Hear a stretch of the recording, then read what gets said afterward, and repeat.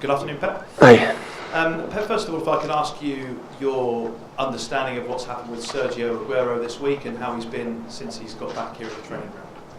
Yeah, good morning. He arrived 2 days ago, and he make with the doctor the control. He's perfect.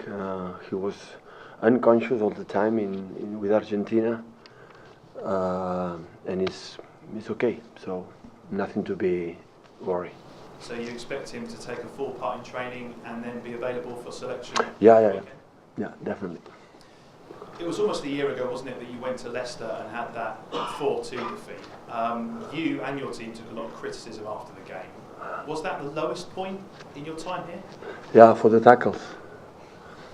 Yeah, I remember that. One of the lowest, yeah. Yeah, it was not easy. After 3 minutes, 2-0 down, and especially as well because Leicester is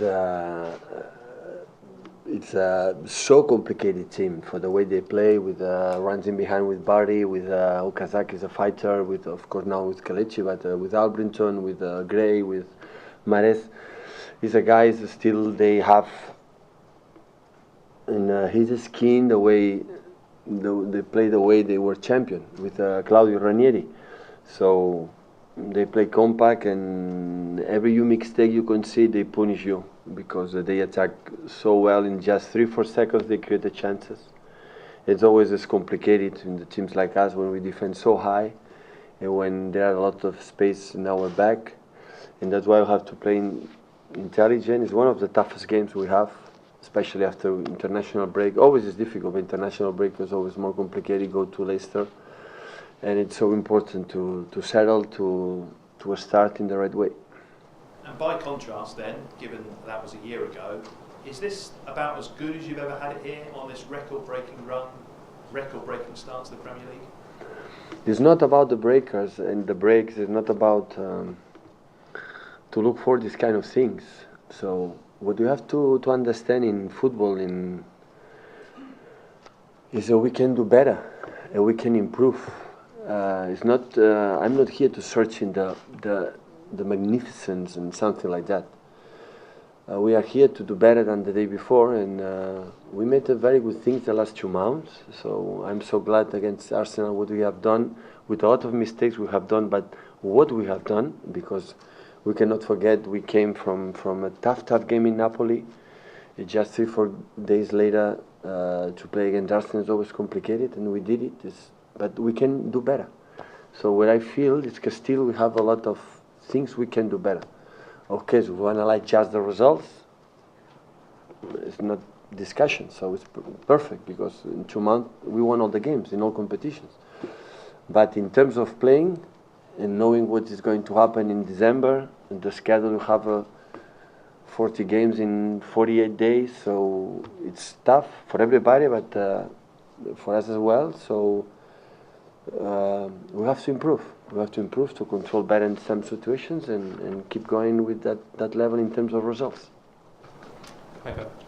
Fabian Delph and Raheem Sterling were missing for England. How are they? Are they fit for tomorrow? Fabian Delph, I don't know if will be able, because training in 4 training sessions he trained 2 and the other 2 could not training. So yesterday could not train. So we will see. Hopefully we can recover him because it's so important for us in that position. Mendy, we cannot forget, is 6 months out. And Reich had big problems in the last period. So he played the last 2 games with a lot of pain in his back, a lot. And he made a huge effort to play in Napoli and against Arsenal. And but it's much better. Hopefully he can be fit for tomorrow. Is it a big concern, Sterling? Is it a long-term thing? Or? No. He training. He rested a little bit in this period, but the last 2 games he played, he was in trouble. But now he's much better than before. And also, you'll be without Otamendi tomorrow. Does Vinny come into the reckoning to replace him, or have you made up your mind to who's going to come in? Yeah, of course. I have something in my mind to replace him. Ota cannot play.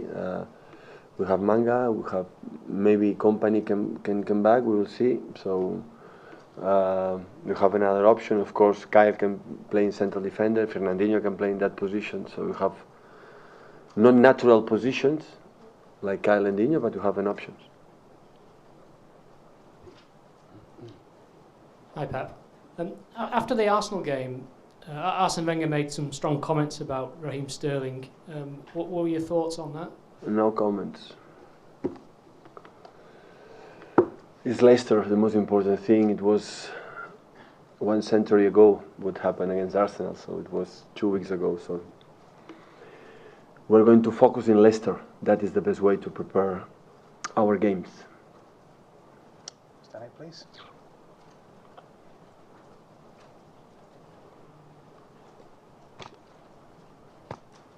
Hi, Guardiola. I'm from Brazilian Media, TV Globo, and we are here to do a special story of Fernandinho's life, actually. Sorry, change subject. And we'd like to know, as former holding midfielder, what kind of skills and qualities you see in Fernandinho. And we will also want to hear from you what you said last season about how important it would be have more Fernandinhos at the team. Yeah, so he always played with us in the period we were together, so he's a so important player for us. Physically, his physicality is no doubts about that. He can play with 2, with 1. He's so intelligent, can play in 10 positions. Last season playing in the fullback many times, so that's why when one guy with his level accepts that, you have to be a nice guy. It's important to create a good team so where you are not a good guys in the team. So, and he's one of them. And I think in like a holding midfielder now, he understands much more. Understand his position. Do know where are the spaces to attack with the ball. He's a fundamental player for us, and with Brazil will be. So I'm happy to have him a lot. Do you think if he's one of the best holding midfielders Yeah. in the world? Yeah, right now, no doubts about that. Yeah, he's one of the best. Hi Pep. This week, Dani Alves, a player that you know very well, said that Gabriel Jesus is the new Ronaldo. What's your opinion on that comparison? Not yet. He has absolutely everything to become one of the best strikers in the world, but he's so young still, has a lot of things to improve. It's not yet, but we are here to try to help him. Afternoon, Pep. I hope you're well. I want to ask you a question, please, about Victor Vazquez, who you worked with at Barcelona in the B team and the A team. He's now doing very well, one of the best players this year in America and Canada with Toronto FC. Can you talk to me about what he was like when you coached him and how proud you are of what he's become, given his injury problems over the years? Yeah, it was my first year like a manager in second team Barcelona. It was a lucky moment for me to have him. So he's one of the best talent players I ever seen. It's true, after going to Belgium, always he fought about his injured problems, but I think now in the last period it's more settled. So I'm so happy, so still is playing. It's a generation from Messi, Cesc Fabregas. He played together in Barcelona in the academy. The group, it was, the people speak about that group, that generation of players were outstanding. Gerard Piqué, Messi, Fabregas, Victor Vazquez played together in that period, and I'm so happy. I'm so happy still playing and playing a high level and in the States, and I'm so glad. I'm so glad because he's a very nice guy. It was good. I didn't know how good he's playing, so I'm happy he's playing good. So happy. Hola Pep. La temporada passada, quan vau jugar al camp de Leicester, era el Leicester encara del Ranieri, han passat diversos entrenadors. Ara hi ha el Claude Puel, que vas coincidir-hi potser el coneixes més de quan estaves al Barça, que va jugar contra el Lió. No sé si després alguna cosa més diferent del que va ser la temporada passada, un equip menys directe. He fet 2 partits. Han tingut una setmana d'entrenament, però molts estan internacionals, estan fora també. Els entrenadors necessitem una mica més temps per veure, però evidentment em agafo referència una mica al que va fer amb el Southampton la temporada passada, però em fa l'efecte que encara tenen molts mecanismes. La qualitat de Vardy i Mahrez són els mateixos, juguen amb moltes coses, ataquen de manera molt similar. Ataquen molt bé el de Channel, a les seves pèrdues en 4 segons et busquen la teva esquena. Són molt bons en els sacs de banda, amb el Fuchs, te la posen a dalt, set pistes també són bons. Defensivament han canviat una mica la manera de defensar amb el Ranieri, una miqueta només, respecte al que fan amb els extrems, que a vegades defensen fora, a vegades dintre, però bàsicament la forma de jugar és bastant similar fins ara. Però els dos partits que he vist amb l'Everton i el Stoke, bastant similar. I want to ask you about Leicester. Last season you play against that team managed by Claudio Ranieri. Now the manager is Claude Puel. Do you expect a very different team than last season? Well, Claude Puel has been there just for 2 games. I think just a week of training sessions. Many players away in the last few days. I think managers need more time to put our stamina in the team. I got the reference where he was training at Southampton, but still Leicester has a lot of talent, like players like Vardy, Mahrez. They attack the same way they used to do. They create chances in 3-4 seconds. They are very quick. They are dangerous in the throw-ins and the set pieces. They are good. Defensively, they've changed a little bit regarding Claudio Ranieri, but mainly it's a very similar team than it was a year ago. But of course, we just 2 reference of the last 2 games with Claude Puel. Hi Pep, just a quick one. On Monday night, Phil Foden won Rising Star of the Year award at the Northwest Football Awards. Where is he in terms of his Manchester City development, in terms of you and becoming that rising star? Before rising a star, rising a player, a good player. And after we became a star. So, but deserved this award. So the best player in the World Cup under 17. So he's part of the group. He's training with us every day. So when he's involved with us, training with us, not with the second team, but he's not going to move this season. Not long in January. He's going to stay all the season with us because we feel we're going to need him, and maybe he's going to play. So because he has all the skills to help us, hopefully can help us in the future in that club to achieve what we want. Hola, Mister. Yo soy Tino Marcos de TV Globo de Brasil y estamos aquí haciendo reportajes con los jugadores de Brasil que van al Mundial y claro que ya he hablado mucho sobre Gabriel, pero me gustaría que si pudiera recordar cómo fue el Gabriel que la sensación que tuvo cuando le llamaste por primera vez, qué evolucionó en estos 10 meses y bueno, y dónde puede llegar y qué potencial tiene. Bueno, lo que ha evolucionado es que cuando nos llamamos por teléfono, no sé si nos entendimos, porque yo no hablaba brasileño y él no hablaba inglés.